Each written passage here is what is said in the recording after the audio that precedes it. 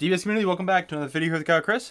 And today I wanted to share my recently store champ winning God Trunks deck. So if you guys saw the list we put out, God, it was probably maybe last week with Jay from Hermit Style, where we kind of broke down his list that he played in the last regional that we had. I mean, I've been playing this deck, but I did sort of rebuild it a little bit. Took some inspiration from Jay and Armando and Pac-Man and how they were playing their list, and kind of added a few different things to it. And we ended up winning store champs. Played against probably some of the better, if not the best, players in Ohio. Some of the best players in Ohio. So it was definitely a hard-fought win. Showing the card here, very, very nice. This was actually kind of a bitch to get out of the wrapping, so that was kind of irritating. I thought I was gonna rip it, but the list here we'll go over. I'll talk about some of the changes that I made as opposed to the list that we've already posted on the channel. We are at 56 cards, so that is something that I have been playtesting before me and Jay sat down and did the deck profile, so I was kind of contemplating. I think we're at 54, 55, but I did add 2 more cards into the deck. I believe that we ended up rounding up to 56 and ended up doing pretty well with that. So the leader here, you ditch a black card from your hand to draw 2, you send it to the warp, and when you have 5 or more Saiyans in the warp area, or you're at 4 life or less, you get to restand 1, draw 1. You don't take life, which is very good. So you actually, there's a lot of games where I Awoken at like 6, 7 life, which is incredibly difficult for a lot of people to deal with. On this side, your blocker, which does come into effect, you swing leader, draw 2, warp 1. Your auto, which I'm glad that this was pointed out to me. So when your opponent attacks a unison, you can restand this, and you actually can block in the same window. But it allows you to protect your unison a little bit. Sometimes your opponent wants to remove the unison without actually giving you cards, and this way you actually can get to the combo step and take a life generally, because if you kind of stay at 6 or 7 life too long, you will get starved out of some resources, not all of them. And then the bottom effect, activate main for 1 colorless. You spirit boost. You put up to 2 black battle cards back from your warp to your drop, and you get to warp any battle card on board. That did come up a few times in my games. Very powerful effect. Definitely a very, very, very powerful leader. Being able to draw on turn 0.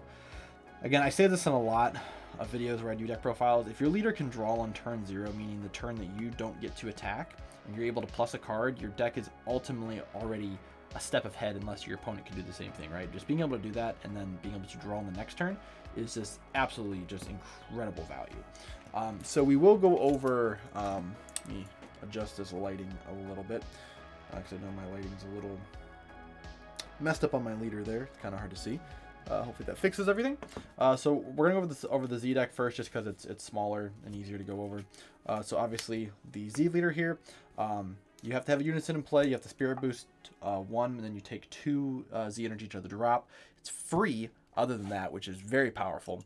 The 20k activate main, same as the leader, the normal leader, but instead of paying an energy, you just pay a spirit boost. You put 2 cards back into the drop, and you warp a battle card, any battle card on board, and then if you spirit boost off of the unison that's for this deck, the Supreme Kai, you get 5k in double strikes. Your leader becomes a 25k double strike, so your leader becomes essentially a finisher in its own, which is incredible. Definitely what kind of propels the deck into being, competitive. We have 3 Majin Boos. This card came in clutch. I'm pretty sure I have a 4th one. I think I'm going to run 4 Boos. I think that's what we're just going to do. This card brings so much utility to any black deck, but in this deck in particular, just having a 1-drop that I can use to remove something on board, and then either swing 25k, or I can use it as a 25k blocker.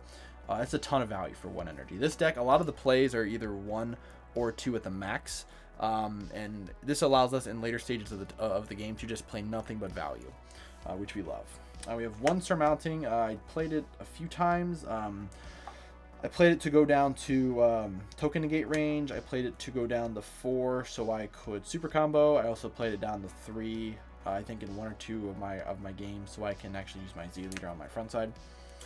1 pan. So Pan's cool. Pan doesn't come up a lot because Boo kind of does the same thing, but you could technically play it. So it's a 1-drop, 15k for 2 Z energy, and then activate main Bond 3 with Xeno cards. So this card also counts as Xeno, so you just need 2 more in play. You get to warp any battle card. So this is also very good too. There's some matchups where this can potentially stick around. Just another way just to remove stuff. This will probably get swapped out for another Boo if I can find my 4th Boo.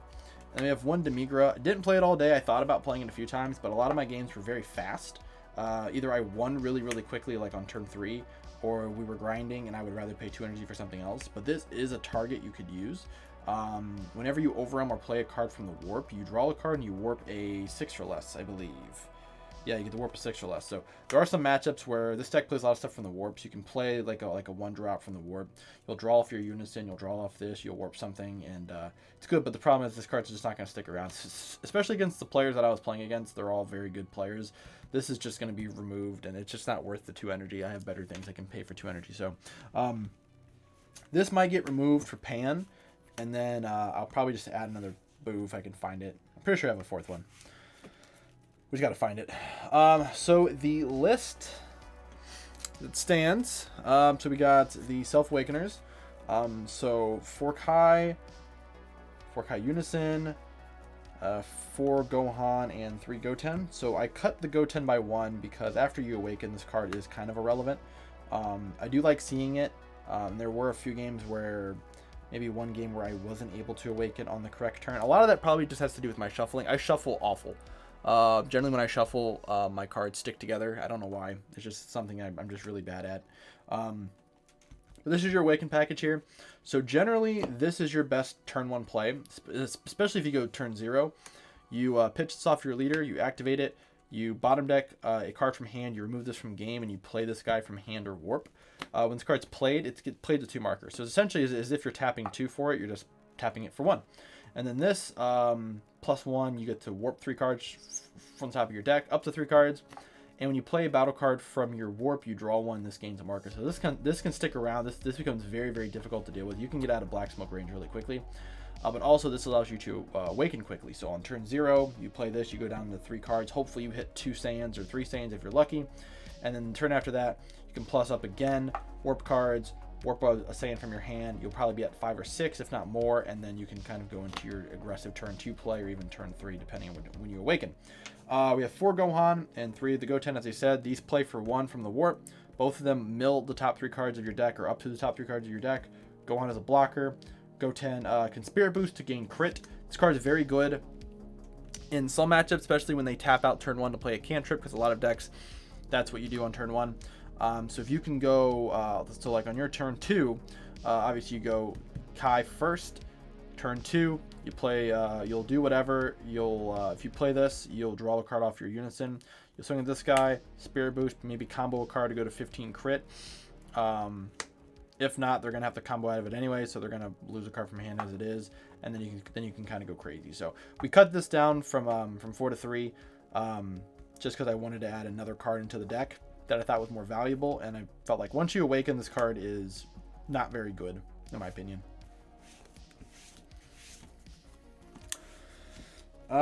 We have 2 BMS and 2 Gohan rares. So BMS, very good addition to the main deck. I had it in the side, decided to put it in the main deck. It's just very nice to have. Multiple reasons. One, a lot of decks now in this format. It's weird how this card just continues just to kind of shuffle its way through the formats, whether it's really bad, and then the other formats where this card is snapped. So any battle card that's played using a non-keyword skill, if it's 15k or less, your opponent has to drop 2 cards. A lot of matchups where this is actually very important. Android 21, Golden Frieza, Blue Baby, the new Shroom and Salsa deck. It works against them as well. Trunks Cheetah. There's so many possibilities, and just sticking this guy on board and just passing, it forces your opponent to play around it. The other effect is you can take a life and swing at this guy to go to 15. This does come up sometimes, especially if you're trying to play a low to the ground strategy. If your opponent plays Tragedy, this is a very good card to play. You can still swing at that 15k, including your Boo. Also, just against other decks, they play a unison. You just need to play a 1-drop to remove something. You can also use this to start taking your life down. Maybe you want to go from 6 to 5. Now you have access to your token negates. And this is also a Saiyan. Go on. So this is probably my favorite card. This is probably my favorite card to play in my local scene. We have a lot of blue players, a lot of people who play Piccolo, the dual attacker, a lot of people who play Goku Black. They just play a lot of like small 1-drop battle cards that do a bunch of shit. And this card is my favorite card to combo. So I'll combo this guy. You'll tap 1 black and you warp a 4 or less. I've done this. I probably do this every single game that I've played. This is probably my favorite card in the deck. I had it at 3. We cut it down because I wanted to go down to 56 from 57. But this is an easy, you know, 3rd edition, I would say. You also can negate a battle card skill. I mean, a battle card attack. Only battle card attacks. You play this from the drop of the warp. You take a life and you bottom deck a card from hand. That's once per turn. So it also is another negate. This card is absolutely amazing. I love this card. I'll never cut this card. I might go up to 3 for Gen Con. We'll kind of see.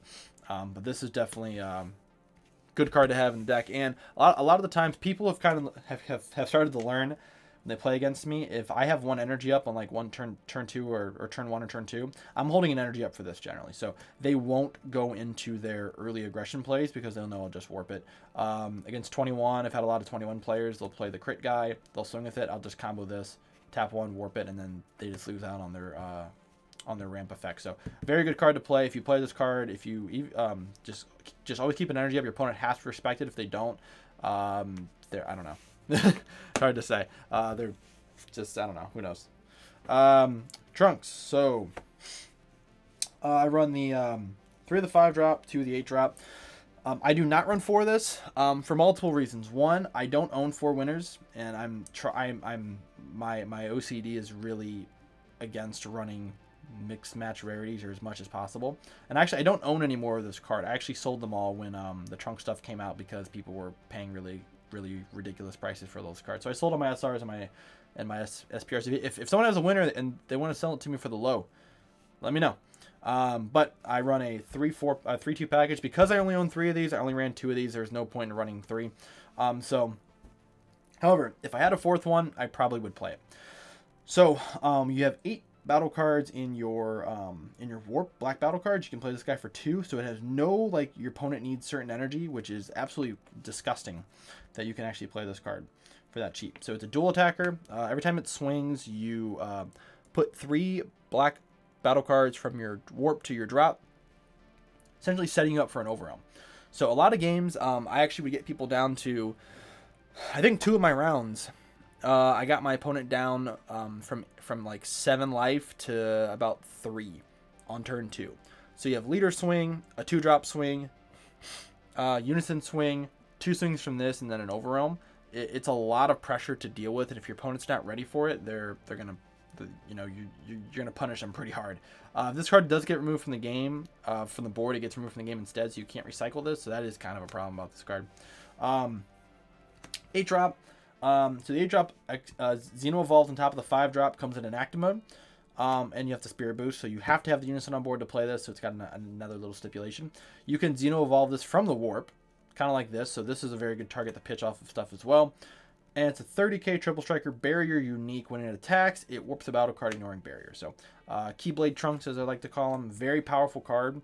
I would run 3 if I ran 4 of these, but I cut this down because I didn't have the other Trunks. And honestly, I think it worked out because then those 2 extra spots I can use for tech slots. So it ended up working out. I played, I think Trunks, 5-drop Trunks in every game that I played today. There are some games I actually played it twice. Third time, I think it's probably a card you just never charge, right? Like if you're running 3 of it, you just should never charge it. That's just kind of my philosophy of it. 2 Dark Broly's. Card is fantastic. So I've played it for Overwhelm. I played it a lot for 2. So it's a card you can play from the Warp for 2, and you can warp any battle card on board. This allows you to draw off of the Unison as well, which is fantastic. And it's a 30k body that sticks around. Your opponent has to deal with it. If they don't, this is a 30k swing every single turn. Again, it's another pitch target. So it's really good off of your leader. You can pitch it from your hand, draw 2, and then tap 2 to play this guy, and then draw another card off your Unison. So it has a ton of value there. It is not it has no combo power. So that's why you only run 2 of them. I would never run more than 2 of this card in this deck. 2 of the Trunkses. Came up a lot. I actually forgot that I would have it in my in my warp sometimes, and I would remember, oh shit, I have this in my warp. I have a 1-drop play that I could use. So you spirit boost. You have to have 3 more. Your opponent has to have 3 more energy. No, you have to have 3 more energy. So you can do this on your turn 3 if you go first. You spirit boost. Right? Yeah, I'm gonna make sure I read that right. If you have 3 more energy. Yep. So you can play it from your warp for 1. You spirit boost, but then your unison will tick up a marker because of this card, so it just essentially just doesn't lose a marker. And then permanent, if you have 10 or more black cards in your warp, this card has permanent, it has double strike. So it's a 20k double strike for 1 energy. It's pretty good, especially as like a last ditch effort. Very good for just removing stuff. Don't need to go anymore because it does have unique. So I ran Vegeta Super Combo today.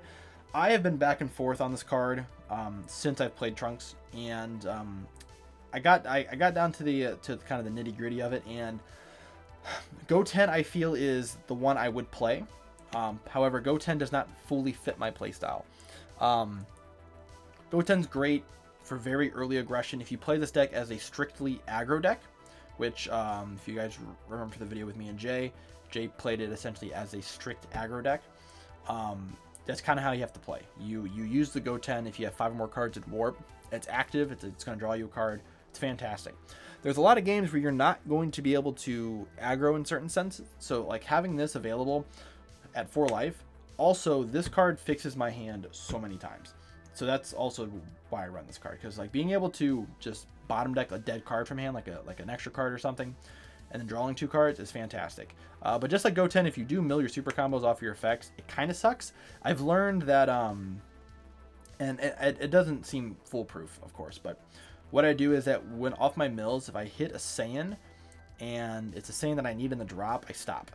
If, like early game, obviously I'll mill stuff, so if you mill it early, it just kind of sucks. But if I mill a non-Saiyan, or a Saiyan that I need in the warp, I stop milling. And a lot of the times that will actually help me not over mill, which is something that can happen. Well, then you end up losing resources like this. So I think one of my games I actually milled. Yeah, it was my first matchup against he was playing Blue Trunks. Game 1 I saw all 4 of my super combos. Game 2 I milled 3 of my super combos. I lost that game. Game 3 I saw all 4 of my super combos. So like seeing your super combos and not seeing your super combos is or seeing them go into the warp is kind of a life or death type of situation. So you need to make sure you're. I mulligan for my super combos all the times too. So like if I see 1 or 2 of these in hand, I'm just gonna keep them. To Pan, Pan in the matchups that I played today, Pan was fantastic. And a lot of other matchups, I did not play against any yellow today. Pan would get sided out. Pan's not good against yellow; it's just gonna get T-blowed. Against red, it's okay. Blue, it's decent. Against black, it's pretty good. But you have to play it also because it is a Saiyan. It warps a card from hand, and then your opponent attacks any more times with battle cards, you have to drop 2. It doesn't stop the initial attack, so that kind of sucks. But it's a decent card. It's a decent archetype floodgate. It's definitely something you want to run, again, because it is a Saiyan as well, too. So at the end of the day, just adding to your Saiyan count. 2 Kai, 2 Super Kamehameha, 3 token negates, and 2 petrifications. This is kind of your counterplay, counterattack package. So through the token negates, 2 Super Kamehameha. This card came up a lot. 2 Kai, again, came up a lot, being able to stop 2 attacks for 1 energy. 2 petrification, great card. Came up sometimes. I actually played it in a lot of weird situations, but it did work for the most part. I wouldn't change any of this stuff for the main deck. I think it's all pretty good here. 2 Bardock. Card's insane, being able to stop your opponent from attacking multiple times. Again, it's essentially a floodgate. You're gonna basically be floodgating your opponent on your turn, and then they get 1 battle card attack for the next turn. So if they forget about it, it's, you know, they'll waste energy or whatever to play something. But this is very, very good. Being able to give you a turn, so then you can go into your next turn and then potentially be able to kill them on a crackback. We have the other part of the overwhelm package. So I have 4 Beyond Unlimits and 3 Vegeta targets. So I only own 2 Heated Fighting Spirits for now. So again, if you guys have Heated Fighting Spirits and you want to sell them to me for not overpriced prices, please let me know if you guys want to help me out. I only own 2. So I played a Feigned Greeting as well, which actually isn't a bad card, but Heated Fighting Spirit is just so much better. So 4 Beyond All Limits. This card's insane. So you play this, you grab any battle card back from your warp that's between 3 and 7. Obviously, you can grab this. You can grab almost every card that we showed off here. Just a 30k that draws you a card is an absolutely nuts value. Heated Fighting Spirit. You can play it for 1 if you have this guy in play. This guy warps a battle card on play and then gains crit for the turn. Because you played off the effect, it's going to stay. So when this gets overwhelmed, this card's going to stay.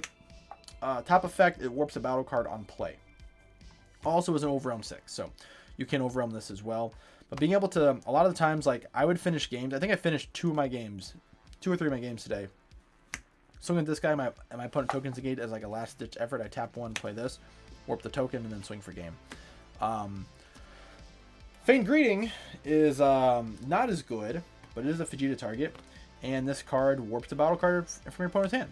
So, again, not ideal. I would definitely run the 3rd Heated Fighting Spirit. I don't think you need 4, because you're gonna be able to grab it as long as it's in the warp or the drop area. This is gonna grab it back, so it doesn't really matter. But I would like a 3rd one just to kind of help consistency, because I don't think this card is fantastic. But I did play it a few times today. It felt okay. So one of the things that I was playing that I didn't actually get to ask Jay about, and I didn't see it in Armando's list either, if not mistaken, is the Belligerent Warrior. So I'm a big fan of this card for multitude of reasons. It's a 20k deflect. It comes down for 1 if you've overwhelmed this turn, or essentially if you sent a battle card. If I have sent a card from my drop to my warp, so not by opponent's skill but by your skill, comes down for 1. It warps 2 things on play, and then also gains crit for the turn. And then those cards don't come back until the end of your opponent's next turn. So why is that good? So black doesn't generally have a problem with removing stuff on board. So like, why would you play this card? So for 1, it's another target off of your Beyond All Limits because it is a 7 drop. It is a Saiyan as well. But also, it just can snipe multiple cards. So one of the reasons why I like, there's a particular card in my side deck that I like because it can spot remove 2 things. This can spot remove 2 things as well. So a lot of times you're just trying to remove things on board, and I can tap 1 for my leader effect to do it, or I can tap 1, remove 2 things, and then swing 20k crit. Also, if you get rid of a ultimate, if you get rid of a Z battle card, those are gone forever. Get rid of tokens. So just another card to apply pressure, and it stays on board. So it's a 20k battle card that's going to stay on board for next turn. So if your opponent doesn't remove it, you're swinging 20k again. I think this card is, I want to say necessary, at least for the way that I play the deck. It might not be necessary for other people, but I do think this is a great addition if you do end up playing the deck. On the last 2 cards, we have 1 Thwarting and 1 Evil Saiyan. Played this card a lot. It's a great card, obviously. Evil Saiyan, insane. Won most of my games off the back of playing this card. Cool that this and your Unison kind of work in hand, where you can play this from the warp and you can draw a card off your Unison. Pretty snapped. Not much to say about this card other than, you know, it is the best Black Secret Rare, and I do agree with Armando and Jay. If you don't own this card, you probably shouldn't be playing black because you're not playing it optimally enough. So definitely agree there. And the side deck. So the side deck is not, I have some spice in here. We'll save the spice kind of for last. But we'll go over all the typical stuff here that you would probably see in a side deck for black. So 2 Koitsukais. Again, we have a lot of blue and a lot of yellow in my local scene in Northeast Ohio. So a lot of people play blue, a lot of people play yellow. This is mainly for them, you know, defending friends, riposte, token negates, things like that. So a lot of people are playing that stuff. A lot of people haven't switched over to playing like Flying Nimbus and things yet. So until they do, this is going to be in there. I'm probably just going to keep this in there forever because this is just a very, very good side deck card. We have two Black Smoke. Again, a lot of utility. This card came in a few times. You can warp anything 7 or less, ignoring barrier, warp a Unison, or you can just tap 2 and draw. Generally, you don't need the draw in this deck because you draw a shit ton of cards, but this card also can filter your drop area, so you can also overwhelm. So you can play this, burst as many as you want to fill up to 6, and you can draw 2 off of it, combo it off afterwards, so that way you get the Z energy for it. So good card there. 2 more Petrification. So I played 4 Petrification total. I will never cut this down for as long as this deck is in the meta. I will have 4 Petrification in my side deck. I didn't play against any green Gohan today, but this goes in directly against green Gohan, so I have 4 petrification, so I can petrification every turn that they decide to play a Gohan, and then I'm going to get rid of it next turn. A lot of other decks, I used it today against a blue deck that was playing the Vegito Z battle card, worked against that. I used it against the Invoker, the Android 17 Z battle card. You can use it against secret rares. It's very good against this secret rare and the mirror, instead of playing something like Kai, which just gets absorbed and controlled by that. So definitely running for this. Yeah, definitely run for them. That's most I can say for it. 1 extra Kai. This was going to be for aggro. Again, no one really played aggro today, at least that I got to play against, but this would have came in against those people. 2 Gohans. Anybody who played blue, I generally sided this in and sided out BMS, because those two kind of go hand in hand. It's also a Saiyan. This card sticks on board, stops your opponent from being able to restand energy using D-Magic. I think it's very good. 200 the Demon God. Again, I was ready for Gohan. No one played Gohan. I think this deck, if you play it optimally, you should smash Gohan almost every time, because your side deck is so optimized to beat their deck. And you just have so much value, while they really have 1 battle card that does anything in their deck, which is the 8-drop. Once you remove the 8-drop, there's really nothing else they're going to be able to do. You just have so much more value in your deck. And being able to stop the 8-drop without having to worry about taking burning the life and getting rid of a card in hand, all that kind of stuff. So, but this will stop their Floodgate. So they use the Floodgate for free. You tap 1, the Floodgate goes to the drop, and now you have the ability of just pushing damage. The second effect on this actually does come up sometimes, where you can Spirit Boost 1, and you can choose one of their opponent's battle cards higher than their energy cost and negate its skills, and it can't attack during their next turn. So in matchups when you're playing like the mirror, right? So if you have this card on the drop, you can tap 1 and choose their Evil Saiyan.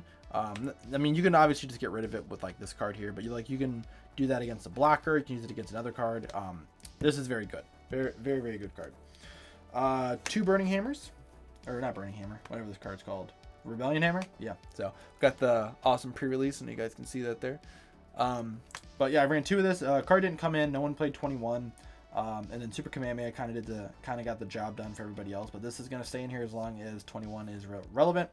For people who don't know, this is a counterplay that hits 4 or less battle cards. You have to warp 3 cards from your... Let me see if it says... Yeah, so it's specifically... Yeah, so it's 3 black cards. So 3 black cards, so they can be extra cards as well. You have to warp them, and you'll send the card that's being played 4 or less to the drop area. Permanent, if you have 12 or more black cards in your warp, this card costs 1. So it's a 1-drop that hits the full power counter. Definitely a card you're going to want to run this in there. So if you, again, from what Jay said, if you don't have these foil, pick them up, because this card's probably going to go up in price. I actually need to see how much the pre-release is, because I think I have a few extra copies of these. So might have to send these to a few cool people who play the deck. So last 2 cards. One is Indomitable Might. I never played this card today. It is mainly for, I don't know. So this used to be good for popping 2 cards on board, but Belligerent Warrior kind of does the same thing. So I'm probably going to remove this card. This card is very expensive. It's a 3 cost. Gives your leader 5k for that turn and the next turn. It warps a card from their hand and negs 2 battle cards by 30k. I would probably just play Belligerent Warrior in an Overrealm and do the same thing for 1 energy instead of 3. So this is probably going to get removed. It never came down. It's really nice looking, which is kind of why it's in there. But I think I have a better card we can run for this, so this is going to get taken out. The last card is the Black Mass Saiyan, the Devastator. So this card is actually probably going to stay in here. So this is a very cool thing you can do against some blue decks. Is you can basically burn any blue deck from 2 to 0, and they can't interact with it. You have to fulfill the requirements for it, but it is potentially a play. So it's a 19k crit. So if your leader is black, and between you and your opponent, you have 15 or more Saiyan cards in your warp. In your drop area. So between you and your opponent, if it totals up to 15, when this card swings, if this card either A, their attack is negated, or B, fails to deal damage to your opponent's leader, your opponent warps the card from their life. So it doesn't matter how much life they have. They have 1 life, and you swing with this and they negate it. They burn a life. If they swing at this card and they combo out of it, or you don't deal damage, they burn a life. So how do you burn somebody from 2 to 1, and from 2 to 0, right? You play Evil Cumber, Evil Saiyan. You orb a card from their life. This card now kind of sets you up for defense for this card. That way they can't counter window 2, like, kill this card, right? In theory, it works. It's a very difficult thing to play. Honestly, I didn't really know what to put in my side deck, so I just kind of wanted to put something that was sort of like a weird way of winning the game. And that's what this is. I actually have another card I think I'm going to add in place of this that kind of does a similar thing, but you guys will see that in a different video. But yeah, so you play this, you take your opponent down from 2 to 1, then you swing at this guy, and your opponent, and if you meet the 15 requirement, you just kind of scoop and go to the next game because you're going to win, because there's nothing they can do to stop this card. Also, it is a Saiyan. It's a 3 cost. You can get it back off Beyond All Limits. I would probably play it against blue decks, and probably only blue decks, maybe red decks as well. But I think it's a really cool card to play. So and like the art on this card is like awesome looking. So, but that is my Trunks deck. Hopefully you guys did enjoy the video.